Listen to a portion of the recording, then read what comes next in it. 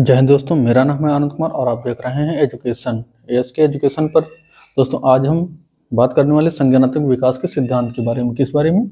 संज्ञानात्मक विकास का सिद्धांत, जो कि ये सीटेट में कई बार पूछा जा चुका है।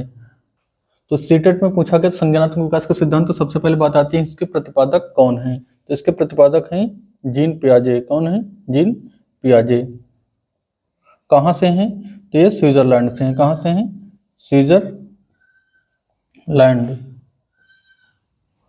स्विट्जरलैंड से हैं ये। इनकी पुस्तक कौन सी है? तो जीन पियाजे की प्रसिद्ध पुस्तक है द साइकोलॉजी ऑफ इंटेलिजेंस। ये पुस्तक भी कई बार पूछी गई है। इसके उपनाम क्या है, यानी कि और नाम, इसके अन्य नाम कौन कौन से हैं संज्ञानात्मक विकास के सिद्धांत के? तो इसको संज्ञानात्मक विकास के नाम से जाना जाता है, ज्ञानात्मक विकास के सिद्धांत के नाम से जाना जाता है, विकासात्मक विकास के सिद्धांत के नाम से जाना जाता है और निर्माण व खोज के नाम से भी जाना जाता है। बात आती है कि इन्होंने प्रयोग किस पर किया था। तो ये जो जीन पियाजे थे, इन्होंने अपने ही अवयस्क बच्चों पर प्रयोग किया था। अपने ही अवयस्क बच्चों पर। ठीक, इसलिए इनकी निंदा भी होती है। क्यों? क्योंकि इन्होंने अपने अवयस्क बच्चों पर प्रयोग किया था, इसलिए इसकी निंदा भी होती है।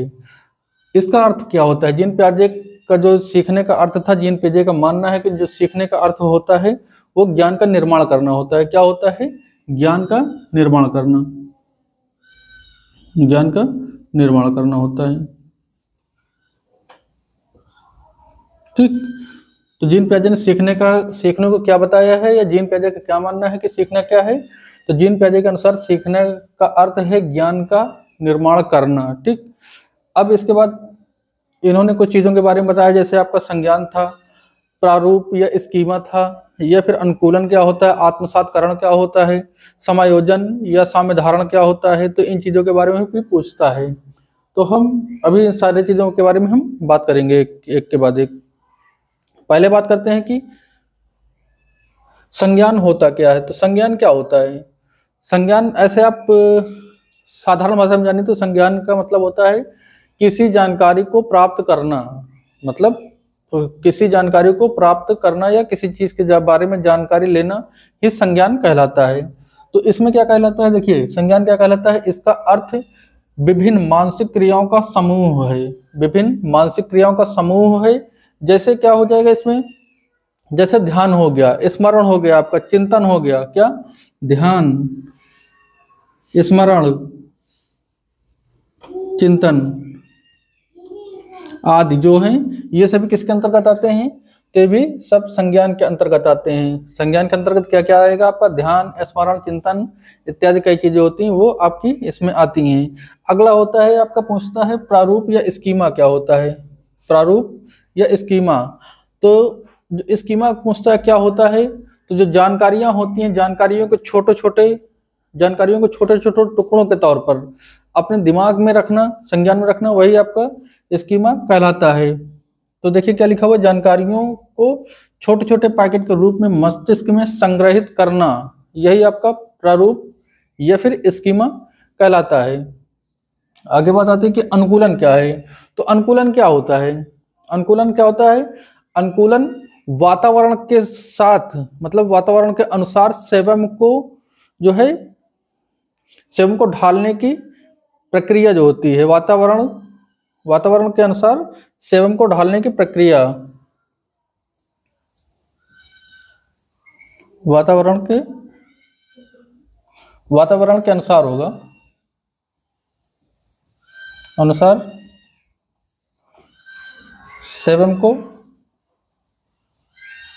ढालने की प्रक्रिया,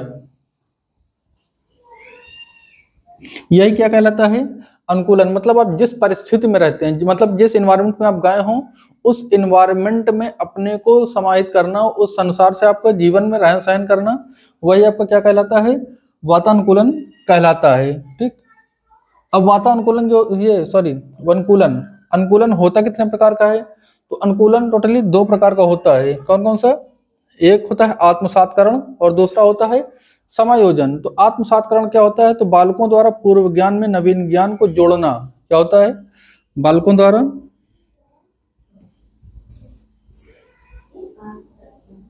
बालकों द्वारा पूर्व ज्ञान में, ये पूर्व लिखा हुआ है, पूर्व ज्ञान में नवीन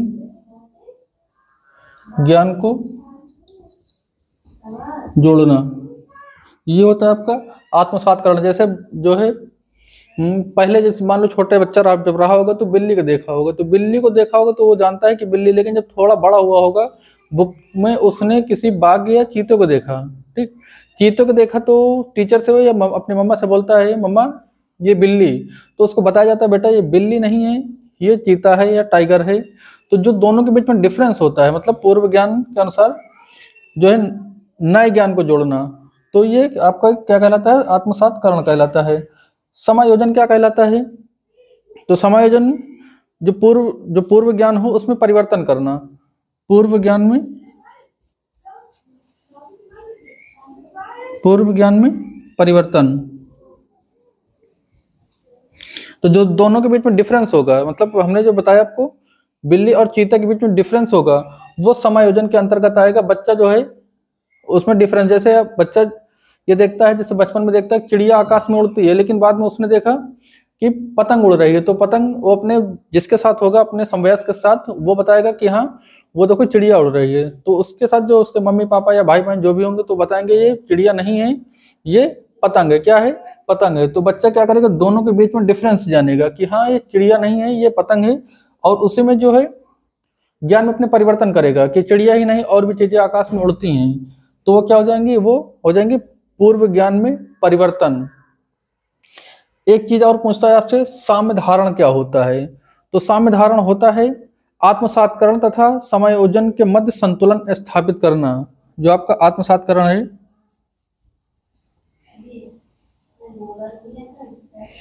आत्मसातकरण व समायोजन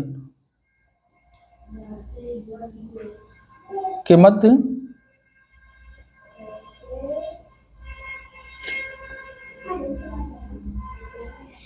संतुलन स्थापित करना। तो ये क्या कहलाता है आपका, ये कहलाता है साम्य धारण।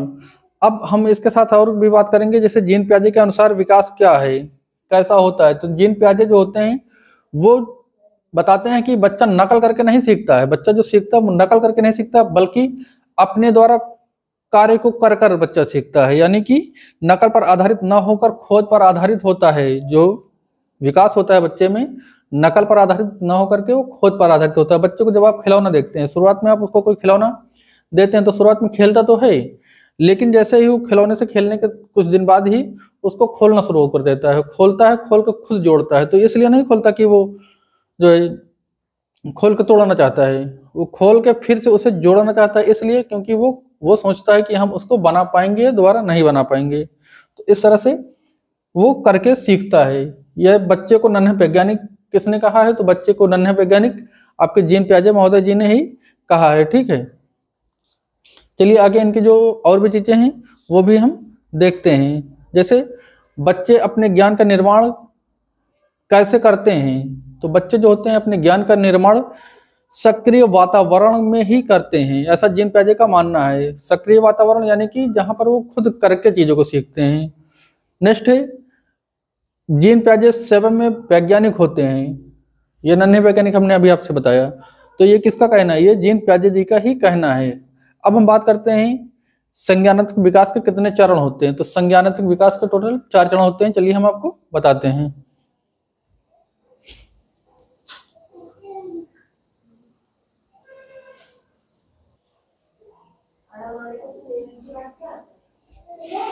चलिए अब हम देखते हैं जीन पियाजे का जो संज्ञानात्मक विकास है उसके कितने चरण हैं। तो जीन पियाजे ने जब बच्चे का विकास होता है उसको चार चरणों में डिवाइड किया। कितने चरणों में, 4 चरणों में टोटल डिवाइड किया है। पहली अवस्था क्या बताई उन्होंने, पहले बच्चे की पहली अवस्था बताई है संवेदी गामक अवस्था या इंद्रजनित अवस्था। ये नाम क्यों दिया गया, तो जो बच्चा होता है, जो बच्चे की पहली स्टेज होती है वो अपने इंद्रियों के द्वारा ही सीखता है। संवेदी गामक जो अवस्थाएं होती हैं संवेदों के द्वारा वो अपने ज्ञान का निर्माण करता है, इसलिए संवेदी गामक या इंद्रजनित अवस्था नाम दिया गया।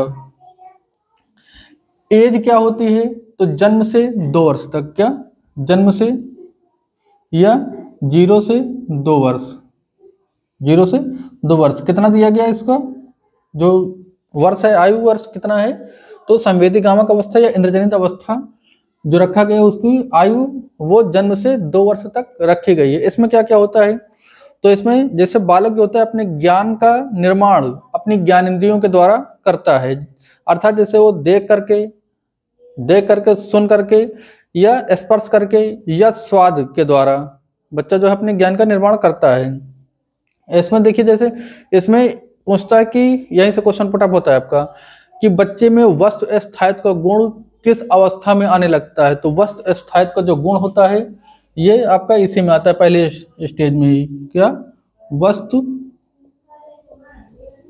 स्थायित्व, ठीक, वस्तु स्थायित्व का जो गुण है वो कब आता है, यानी कि जो बच्चा होता है उसकी मम्मी उसके आसपास हो या ना हो, लेकिन बच्चा रो करके इस बात को जाहिर करता है कि मम्मी हमारी यहीं आसपास है, इसलिए उसको पता होता है कि हाँ यहीं आसपास। जैसे मान लो फोन उसको देते हो बच्चे को लेकिन छीन लेते हो तो बच्चा रोना स्टार्ट करता है, क्यों रोता है, क्योंकि उसको पता है कि फोन अब यहीं आसपास कहीं पर है। तो इस तरह से बच्चा जो है बच्चे में वस्तु स्थायित्व गुण भी आता है। और एक क्वेश्चन पूछता है जो प्रकाश के प्रति सचेत बालक कब होता है, बच्चा होता है जो प्रकाश के प्रति सचेत कब होता है, जैसे लाइट मारेंगे छोटे बच्चे में तो यो आंखें मतलब झिलमिला के प्रकाश की तरफ देखता है, तो सचेत कब होता है वो भी इसी अवस्था में होता है, संवेदीगामक अवस्था में ही जो है प्रकाश के प्रति बच्चा सचेत होता है और वस्तु स्थायित्व का गुण भी आ जाता है। दूसरा बात करते हैं पूर्व संक्रात्मक या प्राक संक्रात्मक अवस्था, तो ये कब से कब तक होती है, ये 2 से 7 वर्ष तक, कब से चलती है 2 से 7 वर्ष तक लगभग, ठीक। पूर्व संक्रात्मक अवस्था या प्राक संक्रात्मक अवस्था कितने वर्ष की होती है, 2 से 7 वर्ष तक। इसमें क्या होता है, ठीक, तो इसमें जो बच्चा होता है वस्तुओं को पहचानने या उसमें अंतर करने लगता है। जो वस्तुएं होती हैं जैसे हमने पहले भी बताया था कि बिल्ली और चीते के बीच में डिफरेंस करना, या जैसे कम या ज्यादा के बारे में, उसमें थोड़ा सा डिफरेंस बच्चा करने लगता है। नई सूचनाओं और अनुभवों द्वारा उसके भाषा में विकास होने लगता है।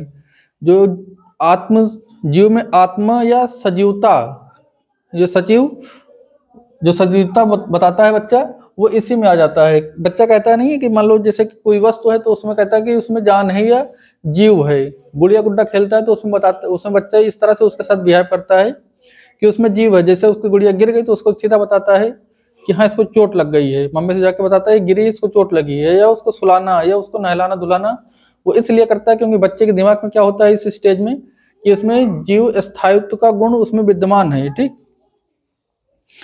तो ये भी देखिएगा। उसमें दूसरा होता है अहम केंद्रता या स्वकेंद्रता की भावना, जैसे मुद्रा हो गई आपका, भार हो गया आपका, लंबाई हो गई, इन सभी चीजों के बारे में इन सभी के प्रत्ययों को समझने लगता है। परंतु इस बात को ध्यान दीजिएगा कि उसमें इसके जो अवधारणा होती है उसको वो नहीं जानता है, अवधारणा को नहीं जानता है, ठीक। और एक क्वेश्चन पूछता है कि अपलटावी तथा अविलेयता का गुण किस अवस्था में होता है, तो इसी अवस्था में होता है। मतलब जैसे आपने उसको 10 रुपए दिया, ठीक, 10 रुपए से सामान लाने वो दुकान गया तो उसको कितने पैसे वापस लेने हैं ये इस चीज को नहीं जानता है। पैसा दे तो देगा लेकिन नहीं जानता। जैसे आपका जो है 5-5 10 होते हैं लेकिन उसको तोड़ के नहीं बता पाएगा, वो तोड़ के नहीं बता पाएगा। जैसे आप 10 में से अगर उसमें से आप 10 से 2 निकालने के बाद कितना बच रहा है वो चीज उस चीज को नहीं बता पाएगा बच्चा, लेकिन कम या ज्यादा को समझता है। तो इस तरह से क्वेश्चन पुट अप होते हैं। तीसरे स्टेज क्या है, मूर्त औपचारिक या ठोस संक्रात्मक अवस्था। ये कितने से कितने वर्ष की होती है, तो ये होती है 7 से 11 वर्ष। कितनी होती है, 7 से 11 वर्ष की आयु होती है। यहाँ पर क्या होता है, तो बच्चा जो है मूर्त या अभिसारी चिंतन करने लगता है, मूर्त अभिसारी चिंतन करने लगता है। पलटावी या विलोमिता का गुण आ जाता है। जैसे पलटावी या विलोमिता का गुण क्या होता है, जैसे मान लो 2 गिलास हैं, ठीक, 2 गिलास हैं, एक थोड़ा सा लंबा है एक थोड़ा सा चौड़ा है, दोनों में 100 ml अगर डालना है, जल या कुछ लिक्विड कोई है 100 ml डालना है, तो इसमें क्या है यहीं तक आएगा, लेकिन इसमें क्या होगा कि यहाँ तक आएगा। तो इससे पहले जो अवस्था है वो उसको यहाँ पर ज़्यादा नजर आएगा, इसमें कम नजर आएगा। लेकिन जब ये 7 से 11 की वर्ष में आ जाता है तो बच्चा ये जानने लगता है कि नहीं, ये अगर ये ग्लास बड़ा है तो इसमें नीचे ही रहेगा, छोटा ग्लास है या लंबा ग्लास है तो इसमें ऊपर तक जाएगा। तो इसमें डिफरेंस वो जानने लगता है यहाँ पर, इसी को कहते हैं पलटावी। ठीक। और जैसे 2 2 4 होता है, 4 4 मिला के 8 होता है, तो इस तरह से चीजों को वो जानने लगता है पलटावी।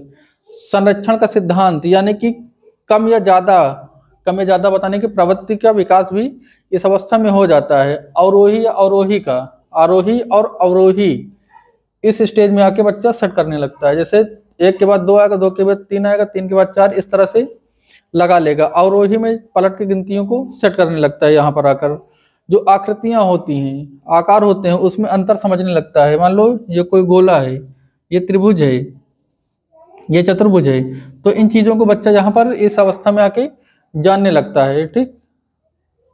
अब अगला आपका बचता है अमूर्त और अमूर्त या औपचारिक अवस्था।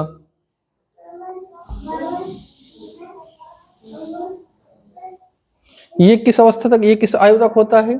तो 11 से 15 वर्ष तक, 11 से 15 वर्ष तक ये अवस्था मानी जाती है। ठीक। इसमें क्या होता है, तो बच्चा मूर्त और अमूर्त चिंतन यहाँ पर करने लगता है। वहां पर मूर्त और अभिसारी चिंतन किया था, लेकिन यहाँ पर मूर्त और अमूर्त दोनों चिंतन करने लगता है।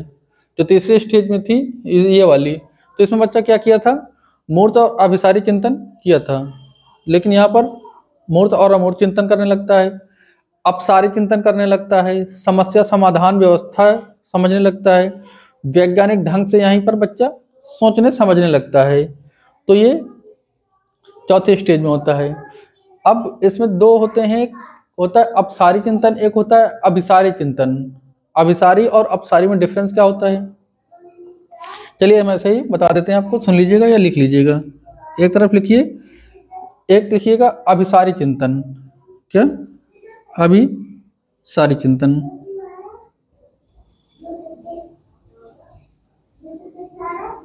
इधर लिखिएगा अपसारी चिंतन। क्या लिखेंगे आप? अपसारी चिंतन।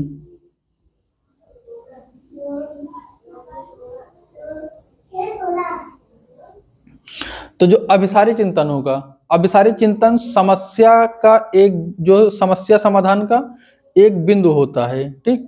और ये वाला क्या हो जाएगा, अपसारी चिंतन, ये हो जाएगा समस्या समाधान को कई तरीके हो सकते हैं। जैसे समस्या समाधान का इसमें कई तरीके होंगे और इसमें क्या होगा, एक बिंदु होगा। दूसरा क्या हो जाएगा, ये वाला जो होगा ये बुद्धि को बढ़ावा देगा। काहे को? ये बुद्धि को बढ़ावा देगा। क्वेश्चन यहीं से पुट अप होते हैं, इस चीज को ध्यान रखिएगा। ये किसको बढ़ावा देगा? बुद्धि को। लेकिन ये किसको बढ़ावा देगा? तो ये बढ़ावा देगा सृजनात्मकता को। किसको? सृजनात्मकता को। ये क्वेश्चन कई बार पूछा गया है कि बुद्धि को बढ़ावा कौन देगा या फिर सृजनात्मकता को बढ़ावा कौन देगा, कौन से चिंतन देता है। तो इस बात को ध्यान रखिएगा। इसके अंतर्गत क्या होते हैं, इसके अंतर्गत जो बंद जो है, कौन से बंद अंत वाले प्रश्न आते हैं। अभिसारी जो होगा, अभिसारी बंद अंत वाले, यानी महात्मा गांधी का जन्म कब हुआ, तो सीधा एक लाइन, एक उसमें लिख सकते हैं 2 अक्टूबर। ठीक। इसमें सीधा 2 अक्टूबर लिख सकते हैं, या कोई स्पेसिफिक डेट पूछ लेगा तो वो इसके अंतर्गत आएंगी। लेकिन जैसे इसमें पूछ ले, इसमें किसी चीज के बारे में पूछ ले कि आतंकवाद को कैसे खत्म किया जा सकता है, मान लो ऐसा कुछ पूछता है, तो बहुत सारे उसके विकल्प होते हैं, बहुत तरीके से खत्म किया जा सकता है। जिसके मतलब 1 से अधिक उत्तर होंगे वो अपसारी के अंतर्गत आएगा। जिसमें सटीक एक आंसर होगा वो अभिसारी के अंतर्गत आएगा। ये इस बात को ध्यान रखिएगा। दूसरा होता है, ये क्या होते हैं, ये उदाहरण से नियम की तरफ चलते हैं। ये क्या चलते हैं? उदाहरण से नियम की तरफ चलते हैं। और ये वाले नियम से, जो ये चिंतन होगा अपसारी चिंतन, ये नियम से उदाहरण की तरफ जाएगा। जैसे फिजिक्स में होता नहीं, पहले नियम बताया जाता है आपको, उसके बाद उदाहरण बताए जाते हैं। ठीक। ये इन द बॉक्स होता है, ये आउट ऑफ द बॉक्स होता है। तो इस बात को ध्यान रखिएगा। ये क्या होगा? In the box. हमने कहा था ना कि ये अंदर की ओर काम करता है ऐसे, तो इन द बॉक्स इसको कहते हैं। लेकिन ये वाला क्या होता है? ये आउट ऑफ द बॉक्स, मतलब कई सारे इसके आंसर होंगे, तो ये आउट ऑफ द बॉक्स होगा ये वाला। इसमें उत्तर की जो शुद्धता अधिक होता है, जैसे बहुविकल्पी प्रश्न होते हैं, ये इसमें उत्तर की शुद्धता अधिक होती है। जैसे अभी आप मान लो कोई जैसे सीटेट एग्जाम दे रहे हैं आप, तो उसमें क्या होता है, बहुविकल्पी प्रश्न आते हैं ना। बहुविकल्पी प्रश्न में क्या होता है कि सटीक एक ही आंसर होगा, तो इसके अनुसार होगा। लेकिन जो इसमें रिटन एग्जाम होता है, रिटन एग्जाम मतलब चीजों को डिस्क्राइब करके लिखना, तो अपसारी चिंतन के अंतर्गत आता है। ये हो गया आपका अभिसारी और अपसारी चिंतन, ठीक है। तो ये थ्योरी हो गई अभी जीन पियाजे की, जो भी जीन पियाजे के सिद्धांत की पूरी थ्योरी हो गई। अब जो नेक्स्ट वीडियो आएगी उसमें जो इनके प्रश्न हैं, संज्ञानात्मक विकास के संबंधित जो प्रश्न पूछे गए हैं, हम उनको करवा देंगे। तो उम्मीद करते हैं थ्योरी आपको पसंद आई होगी, जानकारी पसंद आएगी, वीडियो पसंद आई तो इस वीडियो को लाइक और शेयर करिएगा। मिलते हैं जीन पियाजे से संबंधित प्रश्नों के साथ, तब तक के लिए जय हिंद।